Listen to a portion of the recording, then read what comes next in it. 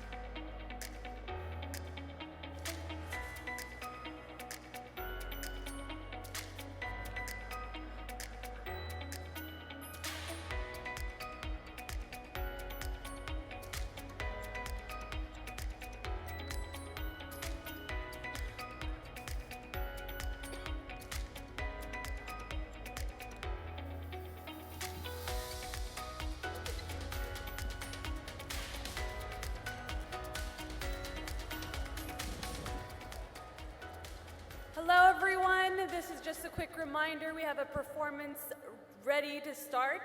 So please clear the aisles and make sure that everyone has taken their seats so we can begin. Please don't stand on the background because you don't know what's going to happen. It's a big performance. So get ready and everyone remain seated. Thank you very much.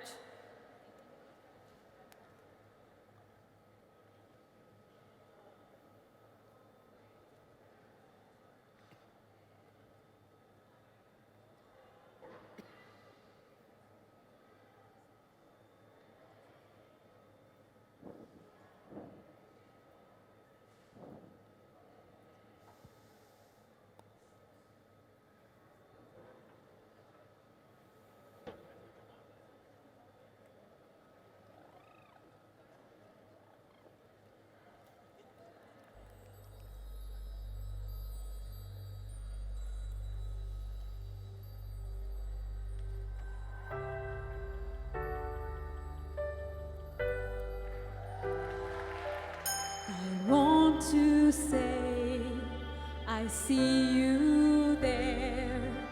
It's me and you, not a center. 'Cause if we knew how strong we were, we'd say what we are. Stars! Say what you are. We're stars! stars tonight. Diamonds glow. We are so beautiful. I see stars. We shine as bright as day. I will look out for you. We'll light each other's way. I see stars. I see stars.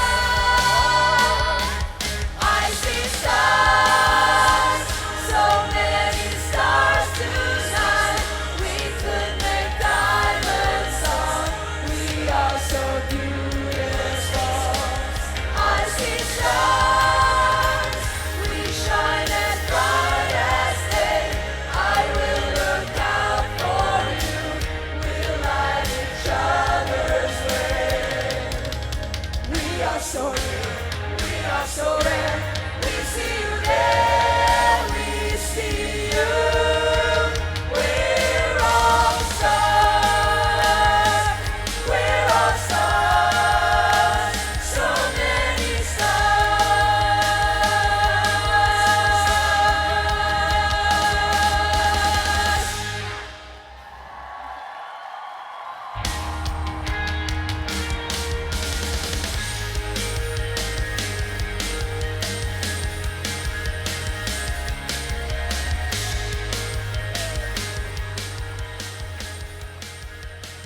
صباح الخير. نتجه مباشرة إلى القمة، إلى من يقودون عشرات الأفراد يومياً ويضمنون توفير المنتجات والخدمات لمئات من البشر، ومن تمثل بعض العلامات التجارية التي شيدوها إلهاماً للملايين. إنهم أيضاً من يواجهون أوقات عصيبة عند وقوع أزمة مثل كوفيد-19. ولذا نتعرف الآن على أسرار الأداء المتميز للرئيس التنفيذي. This morning, we're going straight to the top, to those who lead dozens of people on a daily basis, those who make sure that their products and services are provided to hundreds, and those who often inspire millions with the brands that they have built. Those people are also the ones who have a hard time when a crisis such as COVID-19 hits. And that is why we will now look into the untold truths about being a great CEO. تدير الجلسة فريدة العجمي، المدير العام لمنتدى ثروات للشركات العائلية، بحضور ضيوفنا الأعزاء نسرين شقير، الرئيس التنفيذي لمنطقة الشرق الأوسط بشركة يوكس نت أبورتر، وأمير فرحة، مؤسس شركة كوتو، ومحمد بلوط، مؤسس شركة كيتوبي. Our moderator, Farida El Agamy, the General Manager of Tharawat Family Business Forum, will be joined by Nisreen Shocair, CEO Middle East of YOOX Neta Porter, Amir Farha, the founder of COTU, and Mohammed Ballout, the founder of Kitopi. Over to you, Farida.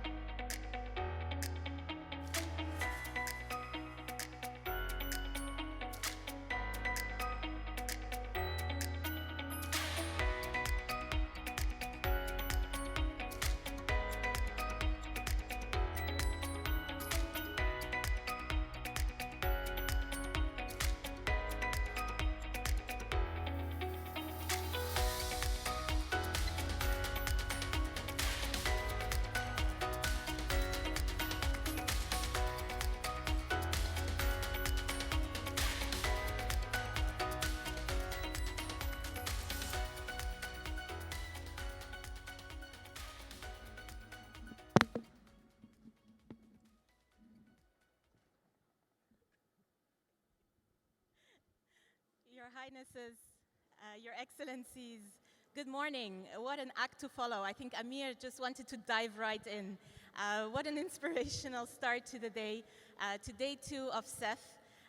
It's truly a privilege for us to be here with you today with so many young entrepreneurs, budding entrepreneurs, and established business owners. My name is Farida El Agamy, and I have the great privilege of moderating this panel. Thank you very much, Najla, for allowing us to be here today with a wonderful lineup, truly of people that I've followed from afar and that have inspired me over the last month as well. So what are we here to do this morning? When I discussed with Najla what the purpose of this conversation is, her brief was very short. It was literally one word. She said, inspiration. So as a boring lawyer, my default reaction is research. And when I started researching what inspiration means, I came across a definition that really helped me understand what it is that we want to achieve today. Inspiration is something that makes someone want to do something, or that gives someone an idea what to create. And so then I continued thinking, who inspires us? Where do we look for inspiration? And where we look for inspiration is we often look to leaders. Leaders who overcome situations that seem impossible to overcome. Leaders that show us that the limits of our own imagination are just that, the limits of our own imagination. So it's a true privilege for me to be here today with three people who have truly shown us what leadership is.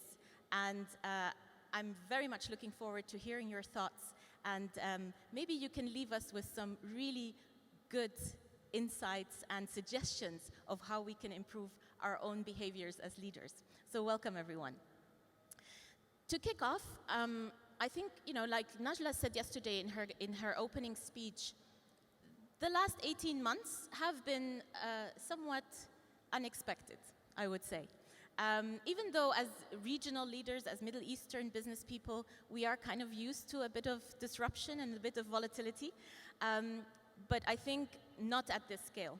So what I'd like to kick off with, and I'll start with you, Nisreen, perhaps you can tell us a little bit what those last 18 months have meant to you as a leader and what they have, perhaps provoked you to do and take decisions on. Hello everyone. When I first meet anyone, they say, you're in the digital fashion business and you must have been doing great the last 18 months. And the answer is yes, we have been doing great. People were at home, they were shopping a lot, and so on and so forth. But obviously what we were going through was what others were going through as well. But my default thought always was how difficult the last 18 months were in terms of managing the team through the process, especially if you think back to the first 2-3 months when we didn't know what was coming. And yet we had to keep the ship calm and keep it going and sailing. And so one of the first instincts I had initially was, this is post 9/11. So this probably is my fourth, possibly fifth crisis of kinds, if you wanted to call it that. So my initial instinct was calm, need to keep everybody calm, need to make them feel safe and secure, because they were beginning to hear of a lot of layoffs and people's salaries being reduced. So those were the two things. And third was mental health. So a lot of our employees are young.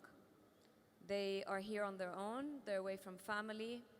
They're worried about family. So my initial reaction wasn't, oh, this is an amazing business opportunity. We need to run with this. My initial reaction was, let's take care of the people. We created a buddy system and so on and so forth. Over-communicating, keeping them able to express themselves, giving them opportunities to have a helpline and a call line and so on, because maybe I saw the impact of 9/11 on people. If you lived in New York at the time, any of you would know the impact that had on us as individuals. Then the business, what happened was teams felt motivated, they felt protected, and they overproduced more than I ever expected. And it's been a great 18 months. And then post-COVID, if we can call it post-COVID, let's say post-trauma, it's really important now to also start creating new boundaries and new ways of managing the team that maybe is very different to the first 6 to 9 months of COVID. Thank you so much, Nisreen. Mo, you have founded one of the region's most well-known startups 4 years ago. Can you tell us a little bit about what such a crisis does to a young organization and a young company, however large it might have grown in those 4 years, but maybe you can give us some insights on that. Hi, everyone. So maybe I won't go back, and I think you covered a lot of the points that maybe we went through as well. But so in the first year of our business, whenever I was looking to hire someone, I always kept telling them that, you know, the way we run Kitopi is not like a family. You know, a lot of companies say, oh, we're like a family. So we kept saying that we're not a family. We're a sports team here to win the championship. And our approach has always been, you know, we want to create talent density. We want to have the best, you know, team players. Because if you think about your own family, at least my family, I probably won't hire most of them to be with me on a team to win a championship. If you think of a sports team analogy. But what ended up happening is over the, you know, in the first couple of years in our business, we really built up this talent, you know, this really great team with a lot of talent density. But we reached a point during COVID where what was lacking was empathy. And I think what COVID taught me was, yeah, it's great to have the best team in town. It's great to have the mindset that you're in it, you know, to win the championship.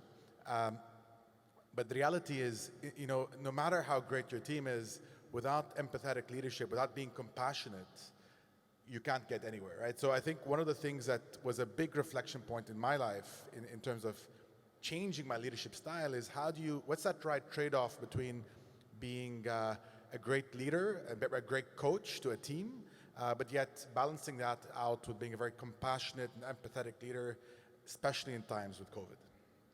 Thank you, Mo. Amir, you have also you've spent a couple of interesting months, I would say. You just recently started a new venture as well, but you carry the hat of an investor as well. Could you tell us a little bit of your observations, perhaps your personal experience, but also what you've seen other people do that you think, you know, has changed the way we do things? Yeah, sure. First, great to be here at Sharjah Entrepreneurship Festival. Thank you, Najla. So I guess for me, look, there are two sides to this. I guess the professional journey and then the personal one. On the professional side, when COVID came, you know, I was at my prior firm, Beko, where there was a crisis across the whole portfolio. Nobody knew what the future looked like.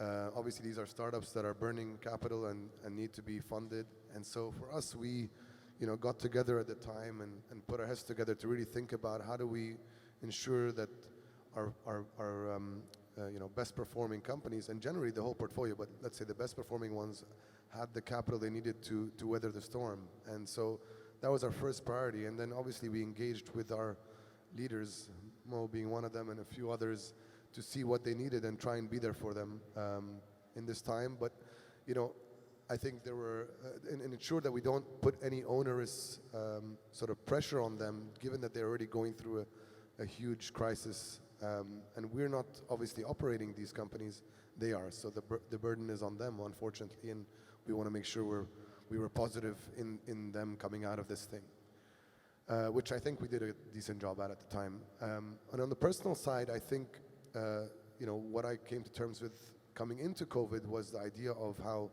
values can shape you and understanding your values and how that can really impact yourself as a human, let alone as a leader, right? And I think the best leaders that I've seen are people that are continuously curious about learning about themselves and their values as people, and then transmitting those values into the organization through operationalizing them in behaviors and stuff like that. And I think that shift of culture being first is what I don't want to speak on Mo's behalf, but kind of empathy and, you know, bringing culture as a core part of an organization is now becoming much more prevalent in the region. You know, before it was very much more of a transactional, you know, pushing the boundaries, but not really having empathy, not really caring about the holistic view of the collective. And I think once you understand your values as an organization with a lot of depth and clarity, it really shows up in how your companies live by them and how they push the organization forward. So that's on a personal view, and that's kind of what led me to leave and start this new venture, because I invest early in companies, typically the first check, and with that, I want to make sure that that kind of mindset is ingrained in these founders as they look to build, future Kitopis and future, leaders of the region. Thank you so much. And I think you all three, touched upon some of these key reactions and attributes that we've seen across the region in people leading big teams. Just for the audience to know, I think all four of us, we are big fans of real talk and of frankness. I don't think there is a need to sugarcoat what really happened, and I don't think there is a need to deny the fact that it has been a very difficult time for many of the leaders in this region, for business leaders across the world, of course. So we thought it might be interesting also to discuss what makes a great leader in general. What makes a great leader? And I'm saying that in the context also of such a changing society that we have. I feel the 21st century is such a layered reality. The complexities only add on. One of us here just bought their first NFT, and that was a great source of great amusement this morning. But things keep coming up, and they add complexity. So can you give us the secret recipe of what makes a great leader? I'll start with you, Mo. So I don't know, I'm not one to kind of, bucket in this is a good leader, that's a bad leader, and I think that there's different styles and diversity of style is what makes, a good ecosystem. But at least maybe I can describe my journey, and it's one where my number one goal was I need to execute, and I need to execute really fast. And so I think I was acting more like a manager of a small team. But one of the things I wanted to make sure I do is hire people smarter than me all the time, just to make sure in that room we're always going to come up with the best decision. But then at a certain inflection point, I think that's, you got to transition from being a good manager to being a good leader. And the traits that are different are, one, how coachable are you? How quick are you willing to develop and learn and grow as a person? And I think in this part of the world, one of the challenges I see around is there's a lot of ego in making decisions, and very little coachability. And I think that that's our gap between what you see here and what you see in Silicon Valley. So one being ability to be able to be coached, the ability to have grit. I was speaking to a founder yesterday of an early stage company, and what he was telling me is he's 3 months into his business, and he's like, I don't know how I can do this. I'm getting punched every day. There's 20 things coming my way, and I'm getting knocked out every single day. How do you do this? How do you maintain your sanity? Because you can't go back and look at your new joiners and tell them, I don't know if I can do this. You can't show any weakness, whether it's to your board or to your new joiners. So he's like, how do you maintain your sanity? And so a level of grit is so important in being a good leader, because it feels pretty lonely sometimes on top. So I think just also the ability to be inspiring, right? So I think if you want to hire the best talent out there, they're not usually coming because of the money, and they're usually coming for something much more, and that's something I think is also very important. A leader is the ability to inspire a team, the ability to really rally everyone around that common vision of yours. Thank you, Mo. Any additions from your side, Nisreen? I like the concept of it's lonely at the top, and I think great leaders are ones who surround themselves with other great leaders who they can talk to and learn from. So the idea of coachability and self-awareness is really critical. I think the best leaders are the ones who create future leaders. So if I had to think back on the many people who've worked for me over the years, what I pride myself most on, other than the fact that I've been able to build successful businesses, because that's what leaders do, whether you're based on a valuation or based on a bottom line, however that is. Unfortunately, I've always had to deliver a bottom line and not a top line. But let's say on that end, it's about where they ended up. if they ended up creating their own businesses and attracting good venture funding or being able to go out and lead other businesses, that's my pride. What I do realize as a leader today, it's very different to a leader that I was 10 years ago. Today, our talent are coming to us because they know that we fulfill certain needs that they have. And the minute we stop fulfilling those needs, they pick up and leave. So in many cases, the best thing that works, I feel today, is a non-hierarchical organization, flatline. You as a leader, manager, the boss, you're willing to take on anything to get the job done, because that then inspires the rest of the team to do exactly that. If we didn't have that culture, and that's a culture of grit, by the way, it means that it's going to be led by ego. I'm the boss, I'm the manager. You know, everybody has a voice, everybody has an opinion. Every piece of feedback could be a lot more valuable than mine. If you have that kind of mentality, then the business grows feeling like every member of the team contributed to that growth, and not the CEO who gets all the credit, but the team gets the credit. Thank you so much. I think those are two really key points. I like the idea of having to be able to grow and listen. I think that's really crucial. Amir, I'll add a quick twist for your response, yes. Because obviously in the room today, we have a lot of current leaders, but we also have a lot of aspiring business leaders. How would you, coin, or how would you define good leadership for someone who is trying to build themselves into someone, who will be responsible for other people in the future? Yeah, sure. Little bit of a twist. Okay. You're welcome. Look, I think, I'm a bit of a philosophical, so apologies for the audience here. But when you're growing up, when you're growing up and you're kind of learning, you're filled with these social norms that exist, these rules that society puts on you. And what I find leaders do is they make their own choices. Early on, they build conviction about who they are, and so they know where to go. A lot of us are unfortunately, or fortunately, but governed by fear a lot. We make decisions out of being afraid of disappointment or not being good enough. And as a leader, you have to navigate fear. It's not like you're fearless. It's that you don't make choices from fear. You make choices from curiosity, from intuition. And the more you do that in life, the more you'll be closer to the person you want to be. And therefore, the more of an inspiring leader you'll be, the more of a role model that you can play for people behind you, people around you, and that becomes infectious, that spreads. So if I'm a young person, I would spend more time taking choices out of curiosity and less so by fear, not focusing on rules, focusing on where my heart and mind wants to go. But I want to comment on to backtrack a little bit, because I want to give Mo some credit here, because in my time investing over the years, I've met many leaders, and I've been engaged with so many founders.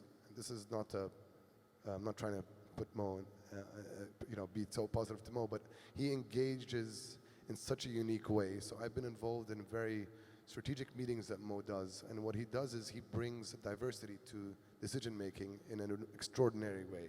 He brings his leadership team, including myself as an investor, to come and have discussions about where the company can head, and he doesn't even contribute to those conversations. He just asks questions and allows for the group to provide all their opinions in a non-judgmental, in a safe environment.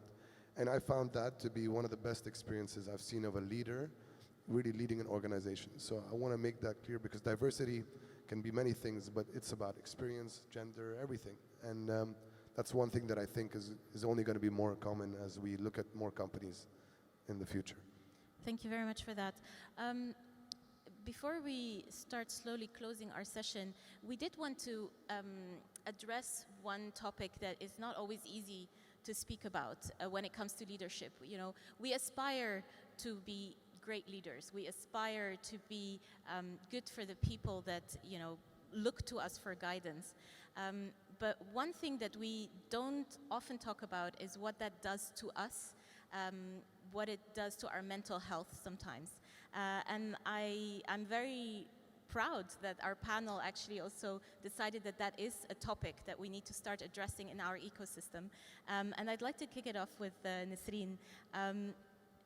How do you see this reality of a leader and the mental health of a leader? How can we address that in different ways? So Mo talked about that before, which is that you have to have a lot of grit as a leader. But I think it's more than that. A lot happens in a day. Some days are good, most days are difficult. Good days are far and in between. So I think a good leader, especially today, is one that has their own hobbies, their own interests. They could be related to work, but they could be completely unrelated to work. And I feel that that helps make every day a new day. So you walk into the office and it's infectious. The team can tell that you've had a good run. Or in my case, you know, I play music, I'm in a band, you know, I do my own, I'm like you, I guess you use the sports analogy. So I do a lot of sports. So when I walk into the office in the morning, whatever happened yesterday is gone, it's finished. Whether it's with an employee or the business or a particular problem, and they sense it. They sense it within you, that you're able to take on the challenges of the business. And the more you can take on, the more the business will bring to you opportunities and the more you're able to grow. Because to me, the best USP a business can have against its competitors, and I love the word grit, is grit and managing adversity. Because more than ever, we are not the years of 2007 to 2017 when the market just grew. Okay, we had a few bad years in between. Now we're really fighting for the extra market share. We're really going head to head. We used to talk about share of wallet. Now we're talking about share of closet, share of fridge, share of, you know, drawer. So we've really gone down to the very, very basics of what Europe has been going through for many years. So it requires the leader to really to have a lot of self-love to begin with, to give that love back. Thank you for that. Amir or Mo, any comments on this point? Please. So let me take this. So I think that's something that in this part of the world is a taboo to talk about, like the topic of mental health. And I think there's a lot of machoistic approach, mainly maybe across, you know, male leaders, which is like, oh, it's, you know, we should all portray an image that we're okay. And that's something that I feel I don't do. And one thing that's helped me is having a coach at an early stage. So whether you want to think about it as like a therapist or a business coach or a life coach, I think each one of us, the same way we work on our physical health, I think no one really works on their mental health.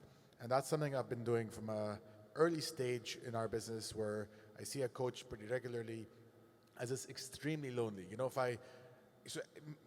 if you think about your normal week as a CEO, as a founder, you're getting knocked down a couple of times a day. So how do you process that energy? You can't take it out on your team. You can't even share this with sometimes with the rest of the leadership, because you don't want to show that you don't have your things in order. You can't go back home. In that case, I don't want to take back this feeling and express it to my wife. Right? I want to keep some positivity home. So it gets very lonely, and I think that one thing that has helped is constantly working on my mental health and having a coach that I work with, and that has helped me. And Amir, I know that you're pretty active in that space too. So absolutely, I'll go to Amir and then I'll come back to Nisreen. Yeah, look, I've been seeing a coach for a couple of years. I mean, it's one of the best things I've done in my life. Helped shape my values, helped me understand myself. But I think on leadership, Magnus, who was here yesterday, is one of the most phenomenal leaders when it comes to advocating for this particular subject in the region. He's really done a transformation when you look at Careem as an organization from a culture standpoint, and you look at how many role models have come out of Careem now to start other companies, and then you speak to any Careemer or ex-Careemer, you'll find from a mental standpoint, they all share very similar values and very similar, let's say, experiences around mental health. So he's I think, probably the biggest champion of that change in the region. Thank you, Amir. Nisreen? This is not a plug-in, but actually, Mr. Porter, one of our brands, Health and Mind for Men, is the key proposition of the brand. So look out for a series with Anas Bokhash on AB Talks. And what we've done is we've honed in and focused on men and their ability or inability to express their emotions in the Middle East culture in particular. My approach was one of a mother raising 2 boys and allowing them and teaching them early on how to express themselves. But you'll find the episode, I think, very shocking as to 2021 going into 2022, how far we are from reaching a point where men feel comfortable sharing their emotions and feelings. And I think there's a lot of work to be done there from an organization perspective, but also maybe from a societal perspective. So look out for the show. I think it's going to go online in the next week or so. Thank you very much. I'm getting a lot of signals that we have to wrap up. But I think, thank you so much for addressing those topics, because I think if we think of leadership and if we think of the future of our region and the future of the businesses of our region, it is important that we keep those topics in mind in order to move forward and to be successful. A final quick fire round, because I don't want to leave on this topic specifically. What are we excited about for 2022? Mo. So, again, we're from a geography perspective, I think this part of the world is one of the most exciting when you compare, at least in the tech space. There's, we're suddenly coming in the global map as actually a region that has a large ability to spend. There's high online ordering, high online penetration in general, and there's suddenly liquidity coming in. These big funds looking at our region and finding it very exciting. This is what they saw in China and India and LATAM a while ago, and it's getting exciting. So it's one of the best times for you guys, as particularly the students out there, to go out with your creative ideas and go build something that's impactful. And as I think this region is just at that right moment to just explode positively. Thank you, Mo. Nisreen? I'd say sustainability, that's been one of the key elements of the last 18 months, is how aware our markets are. We're in the UAE today, but I'm talking about the rest of the GCC. There's so much awareness in Saudi Arabia and Qatar. So for entrepreneurs out there, whatever business you're building, make sure it's sustainable and it's doing business for good, one way or the other, because customers know it, and they're choosing businesses that are choosing that path. Thank you very much. Amir? Yeah, I think that for the first time in our region's history, you find all stakeholders aligned for the progression of entrepreneurship and technology and progress. And so I'm excited because I can't keep up with how many amazing opportunities there are coming out of the region, and can't wait to see what 2022 looks like. Fantastic. Thank you so much. I'm really grateful to all 3 of you for this fantastic panel. I wouldn't be a responsible startup co-founder if I didn't plug my own startup. Come see us at kyma at the S3 stand outside. We're changing the world, of course, like all of us. But it was a true privilege to be here and specifically to share the stage with all 3 of you. Thank you very much. Thank you, and have a great further conference.